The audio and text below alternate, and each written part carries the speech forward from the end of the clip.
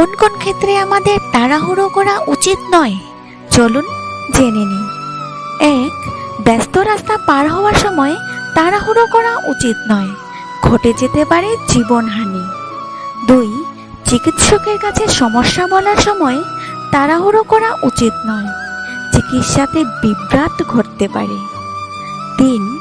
যোগাসন বা ধ্যান করার সময় তাড়াহুড়ো করা উচিত নয়, উদ্দেশ্য সফল নাও হতে পারে। 4. খাওয়ার সময় তাড়াহুড়ো করা উচিত নয়, শ্বাসনালীতে খাদ্য আটকে গিয়ে হতে পারে কঠিন সমস্যা। 5. কোথাও ঘুরতে যাওয়ার আগে গোছগাছ করতে সময় তাড়াহুড়ো করা উচিত নয়, দরকারি জিনিস রয়ে যেতে পারে। 6. বন্ধুত্ব সৃষ্টি করার ক্ষেত্রে তাড়াহুড়ো করা উচিত নয়, বন্ধু নির্বাচন নিজের জন্য দুঃস্বপ্ন হয়ে উঠতে পারে। 7. কাউকে কোনো বার্তা পাঠাতে তাড়াহুড়ো করা উচিত নয়, ঘটে যেতে পারে বিপত্তি। ধন্যবাদ।